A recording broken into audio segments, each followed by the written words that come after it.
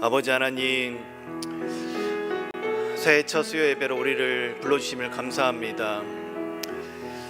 새로운 한 해가 되어서 우리가 새 마음으로 우리의 생각과 우리의 마음을 주님 앞에 집중하여 나가기를 원합니다. 이곳에 함께한 모든 믿음의 백성들 그 마음으로 주님 앞에 선 줄 믿습니다. 주님, 이 예배 가운데 우리가 다른 어떤 것들을 구하기보다는 하나님 얼굴을 구하고 하나님만을 더욱더 사랑할 수 있는 우리의 마음을 올려드릴 수 있는 귀한 예배가 되어줄 수 있도록 주님 우리를 붙드시고 역사하여 주시옵소서. 우리가 입술로만 우리의 고백하는 것이 이 예배의 주인이 주님이시라는 것들이 아니라 정말 우리가 온 신령과 진정으로 하나님을 온전히 예배하고 이 시간을 정말 온전히 주님만을 바라며 주께서 찾아가사 우리의 생각과 우리의 마음을 지켜주시고 또 우리의 생각과 우리의 마음 가운데 하나님의 선하신 뜻이 무엇인지 밝혀질 수 있는 귀한 은혜의 시간이 되어질 수 있도록 그 주님을 우리가 온전히 집중하여 나갈 수 있는 귀한 시간이 될 수 있도록 하나님 함께하여 주시옵소서. 오 주님, 주의 사랑하는 백성들을 기억하여 주시옵고 이 자리 가운데 주를 사모하는 마음으로 모인 이 백성들 가운데에 하나님의 사랑이 비춰지게 하여 주시옵고 다시 한번 예배와 하나님의 말씀을 통하여서 우리의 삶에 참된 소망을 얻고 나아갈 수 있는 귀한 예배 시간이 될 수 있도록 하나님 붙드시고 역사하여 주시옵소서. 이 모든 것 우리 주님께 부탁드립니다. 다시 오실 우리 주 예수 그리스도의 이름으로 기도 올려드립니다. 아멘. 이 시간 함께 하나님 말씀 봉독하도록 하겠습니다. 이 시간 함께 봉독할 하나님 말씀은 신명기 11장 8절로부터 17절까지 말씀입니다. 함께 봉독할 하나님 말씀은 신명기 11장 8절부터 17절까지 말씀입니다. 제가 가진 성경 구약 279면에 있습니다. 신명기 11장 8절부터 17절까지 말씀, 저와 여러분들이 한 절씩 교독하여 봉독하도록 하겠습니다. 제가 먼저 봉독하겠습니다. 그러므로 너희는 내가 오늘 너희에게 명하는 모든 명령을 지키라. 그리하면 너희가 강성할 것이요 너희가 건너가 차지할 땅에 들어가서 그것을 차지할 것이며 또 여호와께서 너희의 조상들에게 맹세하여 그들과 그들의 후손에게 주리라고 하신 땅 곧 젖과 꿀이 흐르는 땅에서 너희의 날이 장구하리라. 내가 들어가서 차지하려는 땅은 내가 나온 애굽 땅과 같지 아니하니 거기에서는 너희가 파종한 후에 발로 물대기를 채소밭에 댄과 같이 하였거니와 너희가 건너가서 차지할 땅은 산과 골짜기가 있어서 하늘에서 내리는 비를 흡수하는 땅이요 내 하나님 여호와께서 돌보아 주시는 땅이라. 연초부터 연말까지 내 하나님 여호와의 눈이 항상 그 위에 있느니라. 내가 오늘 너희에게 명하는 내 명령을 너희가 만일 청종하고 너희 하나님 여호와를 사랑하여 마음을 다하고 뜻을 다하여 섬기면 여호와께서 너희의 땅에 이른 비 늦은 비를 적당한 때에 내리시리니 너희가 곡식과 포도주와 기름을 얻을 것이요 또 가축을 위하여 들에 풀이 나게 하시리니 내가 먹고 배부를 것이라. 너희는 스스로 삼가라. 두렵건대 마음에 미혹하여 돌이켜 다른 신들을 섬기며 그것에게 절함으로 여호와께서 너희에게 진노하사 하늘을 닫아 비를 내리지 아니하여 땅이 소산을 내지 않게 하심으로 너희가 여호와께서 주신 아름다운 땅에서 속히 멸망할까 하노라. 아멘. 교회 소식 전하도록 하겠습니다. 주보 참조해 주시기 바랍니다. 신년 말씀 집회가 지난 주일 오후 예배까지 이어졌습니다. 또 하나님 말씀으로 우리가 어떻게 살아야 되는지 다시 한번 또 다짐하는 귀한 시간이 된 줄 믿습니다. 2002년 한 해 그렇게 하나님 말씀을 붙들고 또 살아가는 우리 모든 성도님이 되기를 간절히 소망합니다. 담임 목사님 총회 일정이 있습니다. 이번 주 금요일에 총회 호남권역 순방으로 담임 목사님께서 출타를 하십니다. 또 함께 기도해 주시기 바랍니다. 이번 주 토요일에 청년부 새내기 모임인 이 교회 본 교회에서 있습니다. 10시 30분입니다. 새로 이제 대학부로 올라오는 청년들을 위해서 기억하시고 기도해 주시기 바랍니다. 이번 주 토요일입니다. 6시부터 8시까지 성탄 축하 거리 전도가 있습니다. 교회 출발은 5시 30분이고 장소는 남부시장 소공원입니다. 그쪽에 트리 거리를 조성했는데요. 거기 가서 우리가 함께 전도도 하고 사람들을 만나는 시간들을 갖고자 합니다. 시간 되시는 분들은 교회에 5시 반까지 이번 주 토요일에 오시면 되겠습니다. 어린아이들도 와도 되냐라고 질문하시면 네, 와도 됩니다. 그러니까 연령이 제한이 없으니까 어린아이들과 함께 이 자리에 함께 참여하셔도 좋을 것 같습니다. 4차 한성과목 포럼이 다음 주 토요일 본교회에서 있습니다. 9시 30분부터 오후 5시까지 기독천인이 세운 대한민국 건국 이야기라는 주제를 가지고 이호 목사님께서 강의를 해주십니다. 작년에 저희 이제 교육자들이 타교에서 하는 이 세미나를 참석을 했었는데 우리나라에 대한 역사의식을 바로 세우는데 아주 유용하고 도움이 되는 귀한 강의를 해주십니다. 시간 되시는 분들 함께 참석해 주시고, 담임 목사님께서 계속해서 광고해 주셨는데 특히 다음 세대들 참여할 수 있도록 많이 광고해 주시면 감사하겠습니다. 오늘이 매일 성경이 1월부터 새롭게 시작하고 있지요. 네, 오늘 몇 일차일까요? 네, 매일매일 해 가시는 분들은 잘 아시죠? 오늘 5일차를 하고 있습니다. 각 교구 목사님들께서 함께 독려하시는 차원에서 그것들을 같이 또 확인하고 함께 공유하고 있는 걸로 알고 있는데, 이것이 연초에 잠깐 부는 바람이 아니라 정말 우리가 평생에 그렇게 매일매일 하나님의 말씀을 사모하고 그 말씀으로 시작하고 끝내는 우리 모든 성도님이 되기를 간절히 소망합니다. 1호로는 교회에서 배부를 했었는데요, 2호로부터는 우편으로 각 가정으로 배송이 됩니다. 혹시 신청하지 못하신 분들은 사무실과 교우 목사님을 통해서 신청해 주시고 주소가 정확해야만이 갈 수 있다는 것들 한 번 더 기억해 주시면 감사하겠습니다. 2022년 달력을 사무실에서 배부합니다. 필요하신 분들은 사무실로 문의해 주시기 바랍니다. 또 교회에서 쓰레기 버리실 때에 재활용 분리수거 배출을 꼭 해주시고, 에너지 절약을 위해서 불 끄고 또 히터 끄고 이런 것들을 잘 해주시기 바랍니다. 계속해서 방역수칙 잘 준수해 주시면 감사하겠습니다. 임명장이 혹시 명단이 누락되신 분은 사무실에서 말씀해 주시면 되겠습니다. 이것도 담임 목사님께서 계속 광고해 주셨는데, 사람이 하는 일이다 보니까 실수로 빠질 수가 있는 부분이 있기 때문에 꼭 말씀해 주셔서 임명장에 수정될 수 있게 해주시면 감사하겠습니다. 2022년부터 출산 장려금이 조정이 되었는데요, 첫째는 10만 원, 둘째는 50만 원, 셋째는 100만 원. 2022년 태어난 기준으로 되는 거기 때문에 혹시 교구에 또 각 가정에 출산 소식이 있으면 교회에 안내해 주시면 감사하겠습니다. 기부금 영수증 신청을 받습니다. 교회 홈페이지에서 다운로드 받아 작성하실 수 있고 또 교회 사무실에 오셔서 작성하실 수 있습니다. 각 필요한 상황에 따라서 문의가 있으시면 사무실로 해주시면 되겠습니다. 좀 전에 광고드렸던 한성 과목 포럼에 있어서 교육부서에서는 교육부서로 인원을 체크를 하고 있는데, 또 우리 성인들 중에 장년들 중에서 혹시 참여를 원하시는 분들은 사무실 벽면에 보면 그 참가 이름을 적는 란이 있습니다. 왜 그러냐면 간단하게 이제 우리 떨어져서 앉아서 이렇게 김밥을 하나 먹을 건데 그 인원이 파악이 돼야 하기 때문에 오시고자 하시는 분들은 꼭 이름을 적어주시면 감사하겠습니다.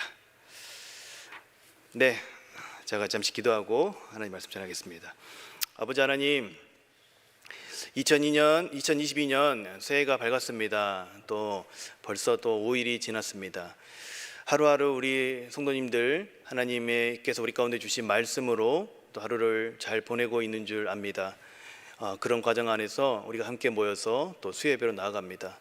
이 시간 하나님께서 우리 공동체 가운데 주시고자 하는 말씀 온전히 잘 전달될 수 있도록 도와주시고, 또 하나님만이 홀로 영광받을 수 있는 귀한 예배 시간이 될 수 있도록 하나님 함께하여 주시옵소서. 이 모든 것 우리 주님께 의탁드리오며 다시 오실 우리 주 예수 그리스도 이름으로 기도 올려드렸습니다. 아멘. 네, 수요 저녁 예배에 오신 여러분들 환영합니다. 오늘이 무슨 날일까요? 네, 맞습니다. 탁월하십니다. 수요일입니다. 자, 오전에 제가 이렇게 질문을 드렸더니 아무도 대답을 못 하시는 거예요. 역시 저녁 예배 오시는 분들은 참 탁월하신 것 같습니다. 새해 첫 우리가 2022년 첫 수요 예배 시간이죠. 그래서 우리 이렇게 한번 함께 인사 한번 드려봤으면 좋겠습니다. 주님께서 주시는 복 많이 받으시기 바랍니다 하고 이렇게 서로 좌우 앞뒤 분께 인사 한번 해보시기 바랍니다. 주님께서 주신 복 많이 받으시기 바랍니다. 네, 제가 이제 저 뒤에 예배 끝나고 늘 하는 고민입니다. 그러니까 해가 바뀌면 새해 복 많이 받으십시오 이렇게 인사를 드리는데, 또 조금 있으면 설날이 있잖아요. 그 주에도 제가 꼭 인사를 새해 복 많이 받으시라고 인사를 또 드려야 될지 늘 고민이 됩니다. 저만 그런 거 아니시죠? 그럼 저희 하는 걸로 할까요? 네, 뭐 한 번 더 복 받으면 좋으니까. 저만 하는 고민이 아니라서 참 다행인 것 같습니다. 자, 여러분 2022년 새로운 한 해 여러분은 어떤 마음으로 시작하셨습니까? 새로운 한 해에 대한 기대감이 우리 이 마음 가운데 있으십니까? 제가 설교를 준비하면서 한 자료를 보니까 우리나라 국민들이 이 2022년에는요 코로나가 잠잠해져서 우리 집 살림살이가 조금 더 좋아질 것이라는 기대감이 작년에 비해, 그러니까 2020년에서 21년으로 넘어오는 그때에 비해 약 2배 정도 기대감이 높아졌다고 합니다. 2021년도에는 11% 정도였는데 2022년에는 한 23%의 정도의 사람들이 나아질 것이라는 기대감을 가지고 있다고 합니다. 여러분들은 어느 쪽에 속해 있으십니까? 이 23% 안에 들어가 있으십니까? 네. 이렇듯 우리 마음은요 이러한 그 비중이 반영해 주듯이 우리의 삶이 더욱더 나아지길 바라는 마음이 우리 마음 가운데는 다 있는 것으로 보여집니다. 새해에는 이런 일이 있을 것을 기대하면서 살아가는 것이 조금 더 나은 삶이 우리 가운데 주어지길 바라는 마음이 우리 안에 있기 때문에 그런 기대를 하는 것 같습니다. 특별히 지금과 같이 이렇게 새로운 한 해가 시작되어지는 이때에는 그런 기대감이 더 생겨나는 것이죠. 왜 그럴까요? 라는 것을 제가 생각을 해보면 우리 인간이라는 존재가 이런 희망, 우리 마음 가운데 소망이 없이는 살아갈 수 없는 존재이기 때문에 그러지 않을까 싶습니다. 사실 매일같이 똑같은 하루인데 새롭게 이 해가 바뀐다고 해서 뭔가 달라지는 것은 없습니다. 그러나 거기에 우리가 의미를 부여하고 희망을 품게 된다는 것이지요. 왜냐하면 우리는 그 희망이 있어야만 살아갈 수 있는 힘이 있는 존재가 되기 때문에 그런 것이죠. 그런데 요즘에 청년들에게는 그런 희망도 사라지고 또 스스로를 또 3포 또는 5포, 7포 세대라고 부르기도 한다고 합니다. 그 내용을 잠시 한번 살펴보면요. 3포가 무엇일까요? 제일 먼저 연애를 포기한다고 합니다. 자, 그 연애를 포기하면 뭘 못할까요? 연애 포기를 했는데 바로 결혼할 수 있습니까? 아니죠. 그 결혼을 포기를 또 하게 된답니다. 또 결혼을 포기하게 되면 뭘 또 포기하게 됩니까? 자연스럽게 출산을 포기하게 되는 것. 이 청년들이 여러 가지 취업난과 사회 문제와 자신의 미래의 불투명함을 통하여서 이 세 가지를 포기하는 청년들이 많이 생겼다고 합니다. 거기에 5포는 두 가지를 더하는데 무엇이 있냐면 그러한 가정을 이루는 꿈이 또 깨어지기 때문에 어떻습니까? 내 집 마련에 대한 것들을 포기하게 되어지고 또한 사람들과의 맺는 이 인간관계마저도 포기하는 것을 5포라고 한다고 하죠. 거기에 두 가지를 더하면 꿈과 희망까지 포기해버린 세대가 7포라고 한다고 합니다. 사실 우리가 아까 말씀을 드렸듯이 인간이라는 존재가 미래에 대한 희망, 소망을 안지 않고서는 살기 힘든 존재라고 말하는데 이렇게 7포 세대라는 말까지 나온 걸 보면 그 세대가 얼마나 힘든 시기를 보내고 있는지를 우리가 생각해 볼 수 있습니다. 그런데 제가 한번 곰곰이 생각해 봤습니다. 왜 이런 선택들을 하는 것일까? 왜 3포, 5포, 7포라는 것을 하면서 자신들이 스스로가 그를 포기하면서 인생을 살아가는 선택을 하는 것일까? 라는 생각을 해보았습니다. 그것은 아마도 이러한 것들을 포기해 버리는 것이 자신이 살아가는 데 있어서 더 나은 삶을 살 수 있을 것이라는 생각 때문에 이것을 포기해 버리는 것이지요. 자신 혼자 그냥 살아가고 자신의 삶을 영위하는 것이 더 나은 삶일 거라고 생각하기 때문에 인생을 살아가면서 자신이 그러한 것들을 이루면서 짊어져야 될 짐들을 포기해 버리는 선택을 하는 것입니다. 저는 이런 청년들의 현실을 공감하면서도 또 이러한 생각이 들었습니다. 과연 그것이 최선의 선택일까? 라는 생각이 종종 들었습니다. 왜냐하면 그들이 자신의 좀 더 나은 삶, 혼자의 삶을 살아가기 위해서 포기해버린 것들은 우리가 포기해버렸던 그러한 것들을 통하여서 우리가 인생을 살면서 얻게 되는 것들이 너무나 많기 때문에 그런 것입니다. 때로는 그것이 우리 인생에 우리가 짊어지고 가야 될 짐이 될 때도 있습니다. 그러나 그러한 삶의 무게보다는 그러한 것들로 인하여서 우리가 누리게 되는 것들이 더 많다는 것을 제가 인생을 이렇게 조금 살아보니까 알게 되겠더라고요. 그래서 현실에서는 그러한 선택을 하는 청년들을 보면 안타까움과 동시에 과연 그 선택만이 최선이었을까라는 생각을 하게 됩니다. 사실요, 우리가 우리 인생을 살면서 했던 수많은 선택들, 지금 한번 돌이켜보면 그 선택들이 다 옳은 선택이었다라고 할 수 있을까요? 다 잘한 선택을 하면서 나는 살았다라고 말할 수 있는 사람이 과연 얼마나 될까요? 때로는 잘못된 선택으로 인해서 혹독한 대가를 치러야 했던 경험들 다들 한 번쯤은 있으시지요? 있으시면 끄덕끄덕 해주세요. 아이고, 우리 어린 친구들 이제 11살밖에 안 된 친구들도 끄덕끄덕 하는 거, 뭘 그렇게 혹독한 대가를 치렀길래 저렇게 격하게 끄덕하는지 모르겠습니다. 우리 인생이 그런가 봅니다. 그러니까 선택에 의해서 우리가 반드시 그에 대한 대가를 치러야 했던 경험들은 한 번쯤은 있을 것입니다. 저는 그래서 이 부분에 대해서 질문이 생겨나는 것입니다. 그러면 우리가 어떤 선택을 할 때 무언가를 선택하는 그런 과정 속에서 어떤 것에 기준을 하여서 우리가 선택을 하고 있는 것인가, 이런 것을 한번 질문해 보게 되었습니다. 더 나은 삶, 또 더 좋은 것을 선택하고자 할 때 우리는 무엇을 기준으로 할까요?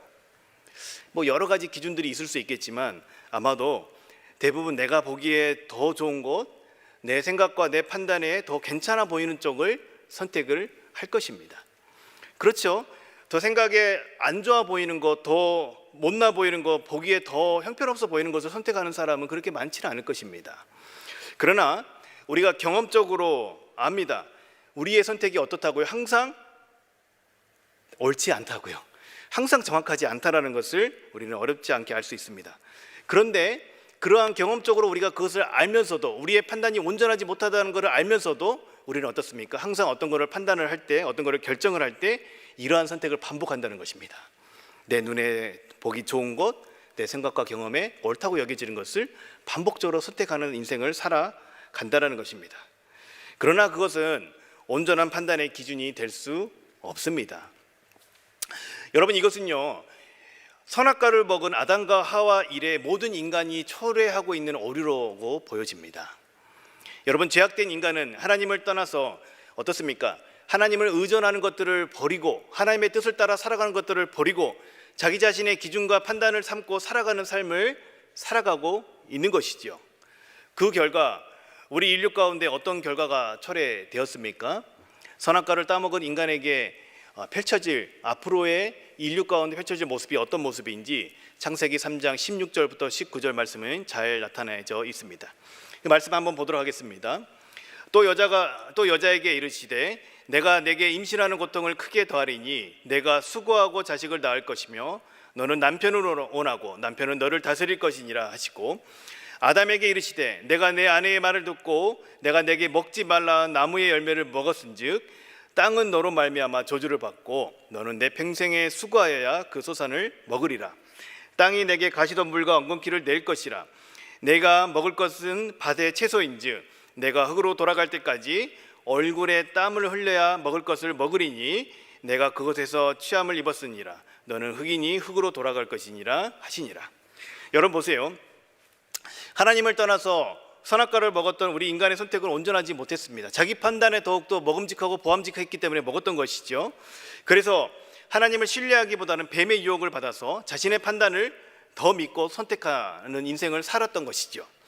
그래서 그 결과 수고하고 땀을 흘려야만이 먹을 것을 먹을 수 있는 삶이 되어버렸다라고 성경은 말하고 있습니다. 여러분, 이러한 하나님을 등지고 타락한 삶을 잘 보여주는 그 내용이 오늘 우리가 읽었던 본문에도 그대로 잘 나타나 있습니다. 10절 말씀 함께 같이 보도록 하겠습니다. 10절 말씀에 보면요, 이 애굽 땅의 삶을요 어떤 모습이냐면 타락한 우리 인간의 모습, 창세기 3장에 나타나 있는 그 모습이 잘 나타나 있습니다. 여러분 보세요. 우리가 애굽이라는 땅을 생각을 하면 우리의 이미지 가운데서는 약간 이렇게 풍요의 이미지가 이렇게 같이 연상이 되어지잖아요. 그것이 왜 그러냐면 요셉을 통해서 가뭄 가운데 있었던 이 야곱의 가족들을 하나님께서 살려내셨기 때문에 그런 이미지가 우리 가운데 심겨져 있을 것입니다. 그러나 우리가 이 애굽이라는 땅을 조금만 들여다보면요, 이것은 하나님의 섭리 가운데에서 그 일을 하나님이 애굽을 통해서 이루셨다라는 것을 알 수가 있는 것입니다. 실제로 이 애굽 땅이라는 곳은 지금의 이집트 땅이죠. 이 나일강 주변을 제외하고는 대부분 삭막한 땅입니다. 전체 면적의, 지금 이집트의 전체 면적의 2.3%만이 농사를 지을 수 있는 땅이라는 것입니다. 몇 퍼센트요? 2.3%, 23%도 아니 2.3%만 농사를 지을 수 있는 땅이고, 그나마 농사를 지으려고 하면 어떠냐면 사람의 힘으로 그것에 물을 대야만이 농사가 가능한 땅이라고 하는 것입니다. 자, 그나마 나일강 주변은 비옥하기는 하지만 늘 이 범람하는 홍수를 걱정해야 하는 땅이 바로 애굽의 땅입니다. 우기를 제외하고는 거의 비가 오지 않기 때문에 인간의 노력으로 끊임없이 땀을 흘려서 물을 끌어올려야만 농사를 지을 수 있고 소출을 얻을 수 있는 땅이 어디라고요? 애굽의 땅이라는 것입니다. 애굽은 선악과를 따먹은 인간에게 하나님께서 하신 말씀 그대로 나타나 있는 모습입니다. 노력과 땀을 흘리지 않고서는 소출을 얻을 수 없는 땅이 바로 오늘 본문 10절에 나타나 있는 애굽 땅입니다. 반면 하나님께서 이스라엘 백성에게 약속하신 그 언약의 땅, 이 가나안 땅은 어떠한 땅일까요? 우리가 소위 말하는 비옥한 초승달 지대의 끝자락에 위치한 땅입니다. 그런데 이 땅은 비록 비옥할지는 모르지만 어떻습니까? 산과 골짜기로 구성이 되어 있다는 것입니다.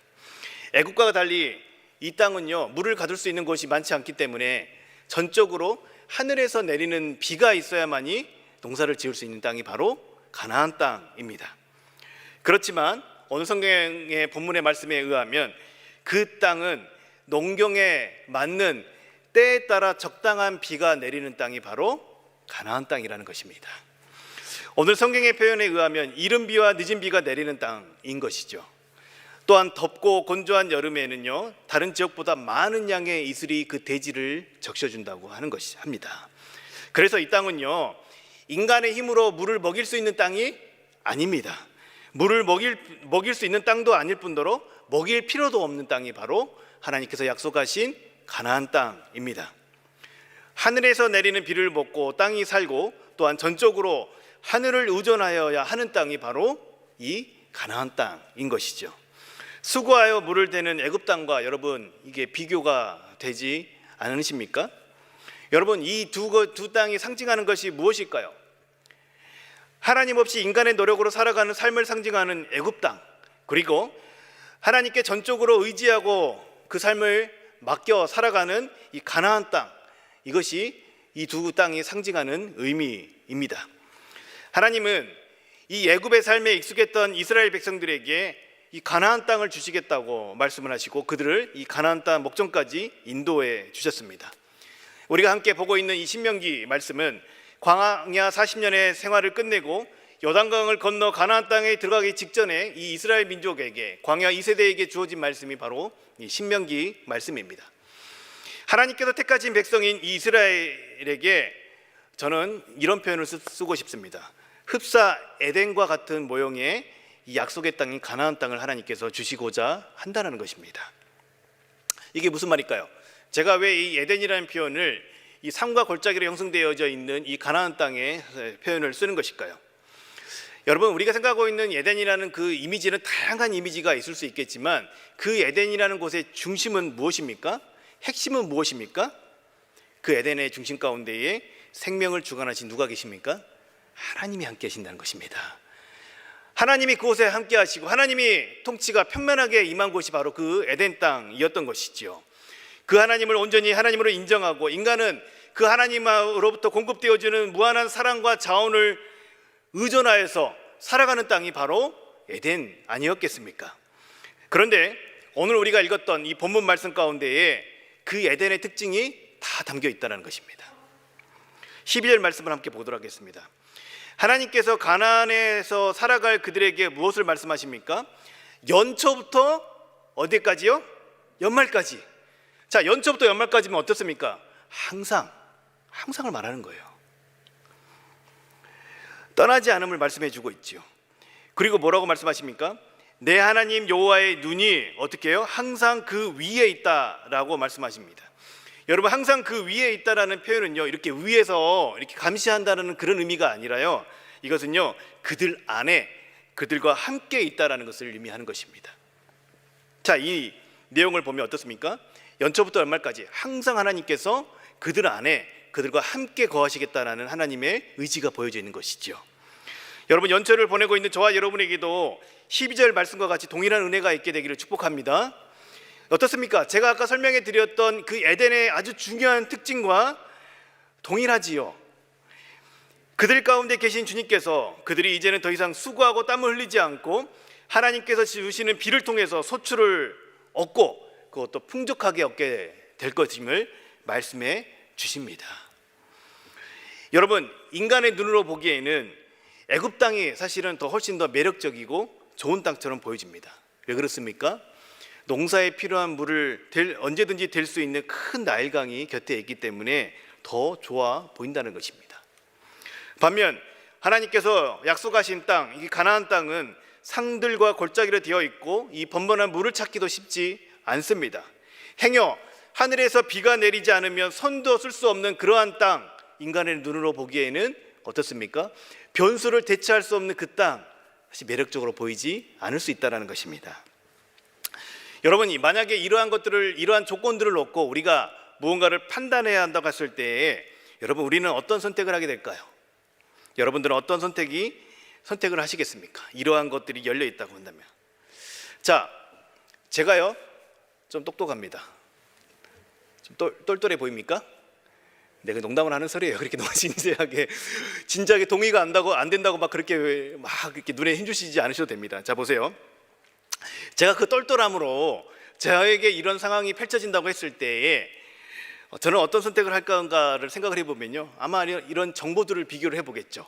여기는 연 강수량이 얼마나 되고 토지는 어떤 걸로 구성이 되어 있고 여기서는 내가 어떤 걸 할 수 있고 이런 것들을 비교해 볼 것 같습니다. 그래서 결론을 내린다면 애굽 땅이 더 좋은 곳이야 라는 선택을 하게 될 것 같아요. 비교해 뭐합니까? 물 때문에 마음 졸이지 않고 또 내가 변수를 얼마든지 대처할 수 있는 것이 더 나은 삶이라고 여기기 때문에 저는 그것을 아마도 선택했을 것만 같습니다. 여러분 어떠십니까? 저만 그렇습니까? 여러분 잘 아시다시피 자신한 현명한 선택이라고 했던 스스로 똘똘함에 감격하여서 나는 이런 것까지 생각할 수가 있어 하고 선택했던 그 판단 어떻습니까? 우리가 결과를 원적으로 놓고 보면 헛똑똑이죠. 그렇죠? 자신은 엄청나게 고민을 하고 엄청나게 자신의 지혜를 가지고 선택을 했지만 사실은 헛똑똑입니다. 답을 알고 있는 저희로서는 가나안을 선택할 것 같지만 실제로 그런 상황이 우리 인생 가운데 딱 놓였을 때에는 어떠한 길을 선택을 할 때 이 불확실해 보이는 것들, 내 눈에, 내 판단에 불확실해 보이는 것들을 선택하기란 사실 쉽지가 않습니다. 이는요, 아브라함과 롯의 경우에도 마찬가지처럼 보여집니다. 여러분 창세기 13장에 보면 이 아브라함과 롯이 함께 동거하여 살아가고 있는 땅이 좁아서 이제 넉넉지 못해서 어떻습니까? 이게 둘이 헤어지기로 갈라서기로 하지요. 그 장면들이 창세기 13장 9절부터 11절까지 나타나 있습니다. 그 말씀을 함께 한번 보도록 하겠습니다. 자, 내 앞에 온 땅이 있지 아니하냐. 나를 떠나가라. 내가 좌하면 나는 우하고 내가 우하면 나는 좌하리라. 이에 롯이 눈을 들어 요단 지역을 바라본즉 서할까지 온 땅에 물이 넉넉하니 여호와께서 소돔과 고모라를 멸하시기 전이었으므로 여호와의 동산 같고 무엇 같았다고요? 애굽 땅과 같았더라. 그러므로 롯이 요단 온 지역을 택하고 동으로 옮기니 그들이 서로 떠난지라. 자, 보세요. 그의 판단에 있어서 눈에 보기 좋고 또 여러 가지를 놓고 생각해 봤을 때 가장 최선이라고 생각했던 그 롯의 롯이 선택을 한 땅이 어디입니까? 소돔 땅이죠. 자신이 생각에는 물이 넉넉하고 살기 좋은 곳으로 보인 애굽과 같은 소돔을 선택했던 것입니다. 그는 하나님께서 아브라함에게 약속하신 이 가나안을 선택하지 않았습니다. 그의 선택에 있어서, 그의 판단에 있어서 하나님의 언약은 고려의 대상이 아니었다는 걸 알 수가 있는 것이죠. 그래서 자기 눈에 보기 좋은 것으로 자기 딴에는 똑똑함을 발휘하여서 현명한 판단을 했으나 그것이 무엇이었다고요? 헛똑똑이었다고요. 그가 선택했던 땅 소돔은 어떻게 되었습니까? 하나님의 심판을 받게 되었죠. 이렇듯 인간은 자신이 주도하고 자신이 원하는 삶, 자신이 보기에 좋은 쪽을 선택하는 것을 멈추지 않고 살아가고 있습니다. 여기 있는 저와 여러분도 아마 마찬가지가 아닐까 싶습니다. 그러한 인간의 삶은 어떻습니까? 수고의 땀을 흘릴 수밖에 없다라고 성경은 이야기해주고 있습니다. 하나님의 말씀대로 인간의 역사는 사실 그 수고의 땀을 흘리는 역사가 반복되고 있는 것이죠. 그러나 하나님께서는 그런 인간들을 불쌍히 여기시고 그들을 찾아가서 그들을 부르시고 그들과 언약을 맺으십니다. 친히 언약의 주체자가 되어줘서 먼저 다가와줘서 우리에게 언약을 맺으십니다. 그리고 자신의 언약 백성에게는 그와는 다른 삶을 우리에게 주시겠다고 약속하십니다. 인간의 눈에 보기에는 더 열악해 보일지 모르지만 하나님께서 그 필요를 채우시고 하나님께서 그 모든 것을 공급하시는 그런 은혜를 경험케 하시겠다라고 하나님은 약속하십니다. 오늘 본문에 나타난 하나님은 자신의 택하신 백성에게 은혜를 주시기 원하시는 하나님의 모습이 여러 군데에 그려져 있습니다. 그래서 오늘 본문의 말씀을 통해서 하나님께서 하나님의 백성에게 어떤 은혜를 주시고자 하는지 한번 살펴보도록 하겠습니다. 자, 9절 말씀을 보면요, 하나님의 은혜의 특징은 먼저 찾아와서 약속을 주시는 하나님의 은혜라는 것입니다. 하나님을 떠난 인간은 수고의 땀을 흘리며 이 땅에서 소망을 잃어가며 신음하고 있음에도 불구하고도 하나님을 잘 찾지 않고 살아갑니다. 자, 이 시대에는 미래의 소망이 끊어져 버린 5포, 7포를 외치면서도 어떻습니까? 이 시대의 사람들의 특징은 하나님을 찾지가 않습니다. 점점 기독교 인구가 줄어드는 것이 이것을 잘 표현해 주고 있다라고 보여집니다. 그러나 그렇게 하나님을 찾지 않고 그렇게 하나님을 외면하고 소망이 끊어지고 수고의 땀을 흘리면서도 거기서 낙망하고 있는 그들을 하나님께서 포기하지 않으시고 먼저 찾아와 주신다라는 것입니다. 그리고 그들에게 약속을 주시고 그 약속을 성취하심을 통하여서 하나님의 은혜를 경험케 하시는 분이 바로 하나님이십니다. 그 하나님이 지금 저와 여러분에게도 그렇게 먼저 찾아와 예수 그리스도를 통한 구원의 약속을 주시고 지금도 그 구원의 은혜를 누리게 하신 줄 믿습니다. 우리에게 은혜를 주시기 원하시는 하나님의 은혜의 또 다른 특징은 세상의 것과 질적으로 같지 않고 완전히 다른 것을 우리에게 주신다는 것입니다. 10절과 11절 말씀 한번 같이 보도록 하겠습니다. 여러분, 그 내용이 잘 나타나 있습니다. 하나님께서 우리에게 주시고자 하는 것은 이 가나안, 언약의 땅인 약속의 땅인 가나안은 세상의 것과는 어떻습니까? 질적으로 다른 것입니다. 전혀 새로운 것을 우리에게 하나님께서 주시기 원하신다라는 것입니다. 우리의 수고와 노력과 땀을 넘어선 하늘에서 오는 하나님의 채우심을 경험케 하시는 은혜의 삶을 우리에게 허락해 주기를 원하시는 분이 우리 하나님이십니다. 삶을 책임져 주실 하나님을 믿고 그분을 전적으로 의존하는 삶을 살아가기를 하나님께서 원하십니다. 약속하신 하나님을 신뢰하고 믿음으로 살아가는 이들에게 하나님께서는 은혜를 경험케 하십니다. 즉 하나님께로부터 주어지는 은혜로 살아가는 그 은혜를 의지하여 살아가는 삶을 살게 해 주신다는 것입니다. 그렇게 하나님의 약속을 믿고 은혜를 구하며 살아가는 이들에게는요, 하나님의 눈이 떠나지 않는 은혜를 또 주신다는 것이에요. 12절 말씀입니다. 그 하나님이 우리의 삶에, 우리 가운데, 우리와 함께, 우리 안에 거하신다라고 말씀하시지요. 또한 그렇게 우리 가운데 계신 하나님께서 14절에 보면요, 가장 적당한 때에 우리에게 은혜를 베풀어 주신다라는 것입니다. 이것을 이른 비와 늦은 비라는 표현으로 말씀을 우리 가운데 보여주고 있는데, 그 표현은 바로 이런 것이죠. 여러분, 이 지역의 농업에 있어서는요, 파종을 위해서는요, 이 이른 비가 필요하고 추수를 위해서는 늦은 비가 필요한 것이죠. 농사를 지어보신 분들은 이게 다 아실 수 있는 이야기인데, 파종과 추수에 있어서 이 비의 역할은 매우 중요합니다. 그와 같이 그 때를 너무나 잘 아시는 그 하나님께서 가장 적당한 때에 자신의 백성들에게 필요한 은혜를 부어 주시겠다라는 것입니다. 그러나 우리는요, 그렇게 가장 적당한 때에 부어지는 은혜의 때를 기다리지 못하고 이를 그르칠 때가 한두 번이 아니죠. 저는 그렇습니다. 여러분 어떠십니까? 그 은혜의 비를 기다리지 못하고 불안하고 초조한 마음에 제 방법을 써서 이를 그르친 경우가 얼마나 많은지 모릅니다. 참 어리석지요? 그러나 하나님께서는요, 끝까지 자신을 신뢰하는 이들에게 가장 적당한 때에 하나님의 은혜를 부어주신다는 것이죠. 또한 15절을 보면요, 수고의 열매를 얻게 하여 우리의 삶을 풍성케 하시는 은혜를 주신다라는 것이죠. 여러분, 우리가 아무리 애쓰고 수고하여도 애굽의 나일강 유역이 범람하면 아무것도 얻을 수가 없습니다. 그러나 하나님은 적당한 때에 은혜를 주시어 우리의 삶 가운데 풍성한 열매를 얻게 해 주신다라고 말씀하십니다. 하나님이 스스로 물을 주시어 우리의 삶을 기르시고 소출을 얻게 해 주신다라고 말씀하는 것과 같이 여겨집니다. 그렇게 하나님이 지켜주십니다. 그래서 하나님의 은혜를 경험한 이들의 특징은 무엇입니까? 이 땅 가운데서도 풍성함을 누리면서 살아가게 해 주신다라는 것이죠. 그것이 가능한 이유가 무엇이냐면 바로 하늘로부터 부어지는 은혜를 경험하는 삶을 살아가기 때문에 그런 것이죠. 오늘 본문에서 하나님은 하나님의 약속, 즉 이 언약의 근거여서 이 은혜를 주고 계시다는 것들을 우리가 또 발견해 볼 수가 있는데요. 그 하나님의 그 약속의 특징이 어떤 것이냐면요, 13절 말씀에 보면요, 그 말씀에 나타난 언약의 특징은 바로 상호적이라는 것입니다. 자, 하나님께서 이렇게 말씀하십니다. 언약 백성이 너희가 할 일은 믿는 것이다. 내가 정말 그 일을 행할 수 있는 하나님임을 믿을 때에 하늘로부터 그 은혜가 주어진다라고 말씀하십니다. 여러분, 맞습니다. 하나님의 은혜는요, 그렇게 주어지는 것입니다. 하나님으로부터.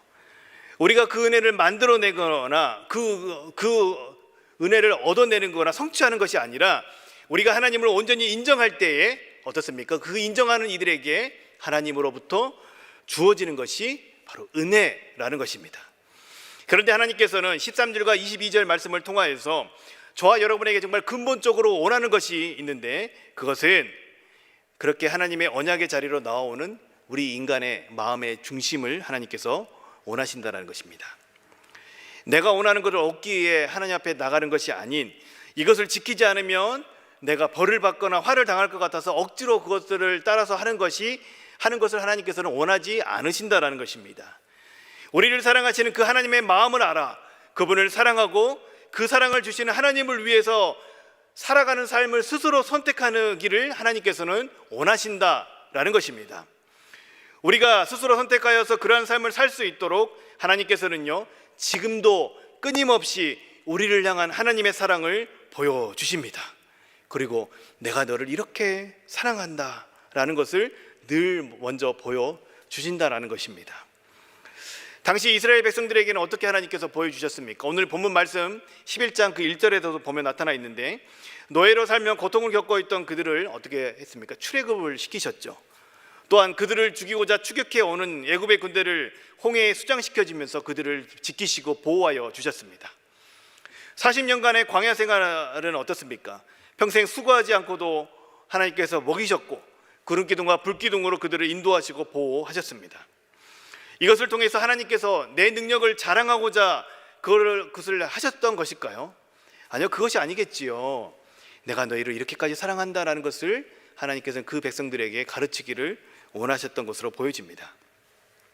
자, 그런데 그렇게 가나안 땅에 들어가는 언약 백성들이 시간이 지남으로써 어떻게 됩니까? 하나님께 등을 돌리는 것을 우리는 구약 성경 말씀을 통하여서 볼 수가 있습니다.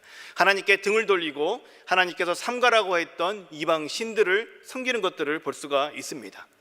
그리고 포로 귀환 이후에 말라기서에 보면 이 구약의 말미에 그 하나님의 백성들이 하나님께 이런 이야기들을 하는 것을 볼 수가 있는데요, 하나님이 어디 계신지, 하나님을 믿는 것보다 이방신을 믿는 것이 더 나은 삶과 같이 여겨진다라는 그런 말들을 말라기서에 기록하고 있습니다. 여러분, 그렇게 택한 민족들마저 등을 돌리는 상황 가운데서도 하나님께서는 여전히 당신의 언약의 충실함을 통하여서 저와 여러분에게 그 사랑을 보이십니다. 바로 그 약속의 말씀을 따라 이 땅에 누가 오셨습니까? 예수 그리스도가 오신 것이 아니겠습니까? 약속을 따라 처녀의 몸에서 친히 육신의 몸을 입고 이 땅에 오셔서 우리를 향한 하나님의 사랑을 보이신 분이 바로 예수님입니다. 그 예수님은 하나님의 사랑의 결정적인 증거인 것이죠. 우리 역사 가운데 우리와 함께 하셨기 때문에 우리가 부정할 수 없는 하나님의 사랑의 증거가 바로 이 땅에 육신의 몸을 입고 오신 예수님이신 것입니다. 이렇듯 하나님은 먼저 우리를 향한 자신의 사랑을 보이시고 우리를 하나님과의 그 사랑의 관계로 초대하십니다. 그래서 그 관계 안에 들어와서 그 관계를 누리면서 살기를 원하시는 것이 하나님의 마음입니다. 또한 16절 말씀에 보면요, 이렇게 하나님을 사랑함으로 이 땅에 있는 수많은 미혹에 우리가 스스로 마음을 지키기를 원하십니다. 하나님은 하나님을 사랑하기에 우리가 스스로 자기 자신을 지켜가기를 원하십니다. 어떤 동기를 가지고요? 하나님을 사랑함으로, 하나님을 사랑하는 그 하나님 앞에 그분을 위해서 우리 마음을 지켜가기를 원하신다는 것입니다. 이럴 때 하나님께서는 그 모든 것의 동기가 하나님을 향한 사랑이기를 바라십니다. 그러나 이스라엘 백성들의 모습에 대해서도 알 수 있듯이 우리는 한계를 가진 존재이지요. 미혹당하기 쉬운 존재이지요. 하나님의 그 엄청난 사랑을 알면서도 롯처럼 당장 눈에 좋아 보이는 것들을 선택하고 미혹당하기 쉬운 존재가 바로 저와 여러분, 우리의 모습 아니겠습니까? 하나님은 그러한 우리의 연약함을 아시기에 저와 여러분이 하나님과의 관계를 지켜가기 위한 아주 중요한 방법을 하나 우리 가운데 말씀해 주십니다. 2절 말씀에 이렇게 기록되어 있습니다. 너희가 오늘날 기억할 것은, 무엇이라 기록되어 있습니까? 너희가 오늘날 기억할 것은, 기억해야 한다는 것입니다. 무엇을 기억해야 될까요? 하나님이 어떤 분이신지, 그 하나님께서 우리에게 어떠한 사랑을 베푸신 분이신지를 어떻게 해요? 기억해야 한다는 것입니다. 우리가 그 하나님이 어떤 분이신지를 반복적으로 기억해야만이 스스로 우리의 마음을 지켜낼 수 있다는 것을 말씀해주고 있는 것이지요. 또한 하나님을 사랑하는 자리에 나아갈 수 있다는 것을 말씀해주고 있습니다.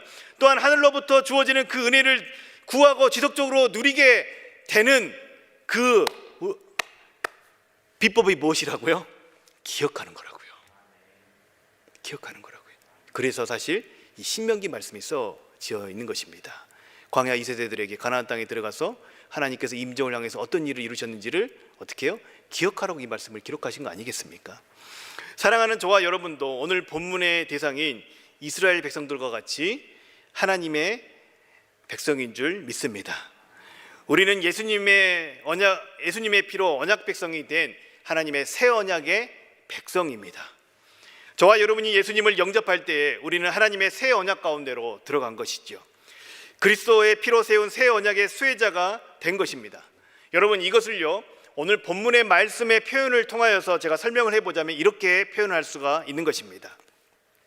우리가 예수님을 믿기 전에는요, 애굽 땅과 같은 삶을 살아가다가 언약 백성인 가나안 땅으로 옮겨온 자들입니다. 이전에는 내 수고와 노력만으로 살아갔던 삶을 살았지만 이제는 어떻습니까?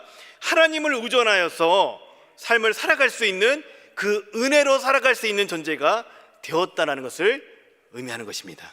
그것도요, 될 거다가 아니라요, 이미 되었다는 것이에요. 그 하나님께서 우리 안에 성령으로 함께 거하시며 세상 것과는 다른 참된 평안과 안식을 주십니다. 세상을 이기신 그분께서 저와 여러분과 함께 세상 끝날까지 함께 하시기 때문에 세상이 우리의 삶을 아무리 5포, 7포를 외치며 희망이 보이지 않고 아무리 코로나가 우리를 우울하게 만든다고 하더라도, 어떤 절망적인 상황이 오더라도 어떻습니까? 우리 안에 계신 그분 때문에 우리는 참된 소망을 품고 살아갈 수 있는 존재가 이미 되었다는 것입니다. 여러분, 거기서 끝이 아닙니다. 그 하나님께서 우리의 삶을 잘 아시기에 오늘 이스라엘 백성들에게 주시고자 약속하셨던 이른 비와 늦은 비, 적당한 때에 부어주시는 그 은혜를 경험할 수 있는 대상이 되었다는 것입니다. 그분께서 돌보시는 가운데로 우리가 들어가게 되었다는 것입니다. 그렇기에 저와 여러분의 삶은요, 풍성함을 맛볼 수 있는 존재라는 것입니다. 우리가 기억해야 될 것이 바로 이것입니다. 하나님으로부터 우리가 어떠한 사랑을 이미 받았는가를 기억해야 되는 것입니다.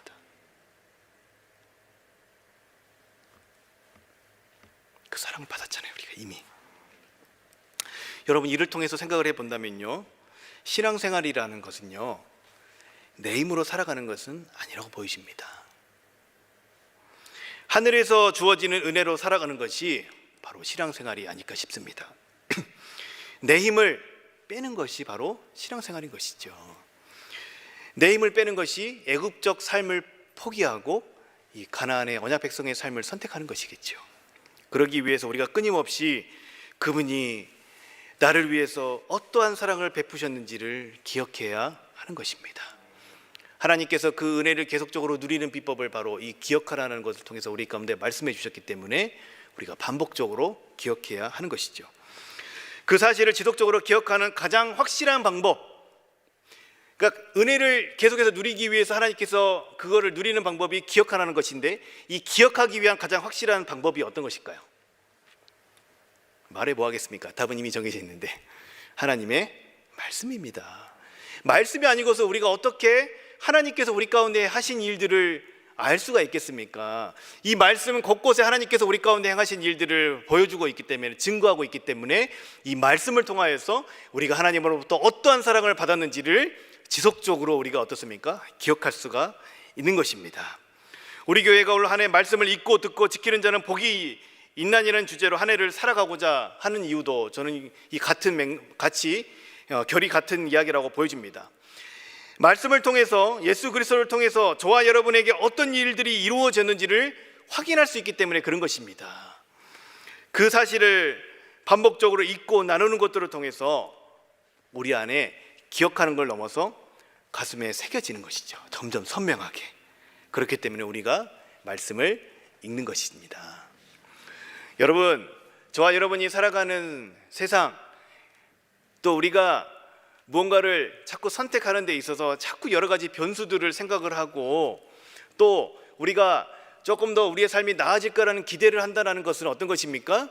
우리 마음 가운데 불안감이 있기 때문에 그런 것입니다. 그렇죠? 우리 삶은 사실은 늘 불안합니다. 내가 하는 선택, 왜 그러냐면 미래에 어떤 일들이 일어날지 모르기 때문에, 내가 통제할 수 없는 변수들이 너무나 많이 있기 때문에 늘 불안할 수밖에 없습니다. 우리가 살아가는 세상은 수고에 땀을 흘려도 이제는 희망이 없는 것처럼 되어버렸는지도 모르겠습니다. 이러한 세상 속에서 우리는 무엇을 바라보고 살아야 하는 것일까요? 이런 불안 때문에 16절 말씀과 같이 미혹을 따라 우리는 살아가고 있지는 않을까요? 세상에서 좋다라는 것, 세상에서 이렇게 살라고 하는 대로 우리가 따라가고 있지는 않을까요? 여전히 내가 세상의 중심이 되어서 무언가를 하려고 있지는 않을까요? 여러분, 이러한 것이 바로 애굽적 삶입니다. 하나님의 언약 백성인 저와 여러분은 하늘에서 주어지는 은혜로 살아가는 이들입니다. 우리 스스로가 하늘의 비를 받아내는 천수답이 되어야 하는 것입니다. 아니, 이미 천수답이 되어 있다는 것을 우리는 기억해야 하는 것입니다. 여러분, 천수답이라는 것이 무엇입니까? 오직 하늘에서 내리는 비로 농사를 짓는 땅을 천수답이라고 이야기를 합니다. 천수답은 그 하늘에서 내리는 비를 의지해서 농사를 짓는 땅, 하나님께서 부어주시는 은혜가 아니고서는 살아갈 수가 없다라고 고백하는 그들이 바로 천수답의 마음밭을 지닌 성도라고 여겨집니다. 우리 스스로가 하나님을 사랑하고 그분을 향하고 그분을 바라고 그분께 나아가고 그분을 의지하고 그분의 말씀을 스스로 따라 살아갈 때에 이 세상과 다른 하나님의 전적인 은혜를 경험하는 삶을 우리는 살게 되는 것입니다. 우리가 그렇게 말씀을 가까이 할 때에 하나님께서 우리에게 이른 비와 늦은 비와 같이 하나님의 말씀이 저와 여러분의 삶에 가장 적당한 때에 응답으로 주시고 가장 적당한 때에 우리의 갈 길을 비춰 주실 것입니다. 저와 여러분이 믿고 있는 그 하나님은 실현하지 않으시는 분이십니다. 그 하나님의 모든 언약은 이 땅에 오신 예수 그리스도를 통하여서 완벽하게 성취가 되었습니다.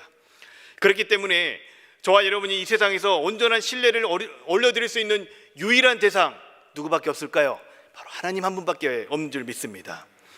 내 선택과 내 판단에 얼마나 많은 오류가 있는지를 우리가 인정하고 역사를 주관하시는 그 하나님께 우리의 인생을 의탁하는 지혜가 있게 되기를 바랍니다. 하나님은 그러한 저와 여러분에게 약속하십니다. 하늘을 바라는 이 천수답의 마음밭을 지닌 신앙인들에게 하늘에서 부어지는 은혜를 주시겠다라고 약속하십니다. 2022년 저와 여러분 모두가 내 힘으로 살아가기를 힘쓰기보다는 하나님의 말씀을 통해서 부어지는 하나님의 하늘의 은혜를 사모하며 살아가는 삶을 살기를 주 예수 그리스도의 이름으로 축복합니다. 이 시간 우리 함께 기도하도록 하겠습니다. 이 시간 기도하실 때에 하나님, 새해에도 내가 당면한 수많은 문제들이 있습니다. 그 수많은 문제들 앞에서 내 생각과 내 판단을 의지하면서 살아가는 것이 아니라 내 수고와 내 땀의 결과를 바라면서 나아가는 것이 아니라 하나님께 우리 삶을 의탁드리며 하나님께서 부어주시는 은혜를 구하며 그 은혜를 누리면서 살아갈 수 있는 한 해가 될 수 있게 해달라고 이 시간 우리 주님 앞에 기도하도록 하겠습니다. 아버지 하나님, 주님께 간절히 나아갑니다. 우리가 우리의 인생들을 돌이켜보면 수많은 어리석음의 모습들을 보면서도 여전히 그 모습들을 버리지 못하고 여전히 내 생각과 내 판단과 내 눈에 보기 좋은 것들을 선택하는 그런 어리석음을 모습을 다 보게 됩니다. 하나님, 우리가 말씀에 함께 나눴던 것처럼 우리가 정말 롯의 삶의 그 결과를 보았던 것처럼 하나님, 우리가 무엇을 선택하며 살아야 될까요? 여전히 불안함 가운데서 새해를 맞이했던 우리의 삶이 하나님, 우리가 무엇을 바라고 무엇을 의지하면서 살아가야 될까요? 한계 가운데 갇혀있는 내 자신을 의지하고 바라보고 살아가는 것이 아니라 만물을 주장하시고 역사의 시작과 끝이 되시는 그 하나님, 우리를 자신의 독생하신 아들을 내어주면서까지 사랑하시는 그 하나님 앞에 우리의 인생을 온전히 의탁드리며 살아갈 수 있는 저희가 될 수 있도록 도와주시옵소서.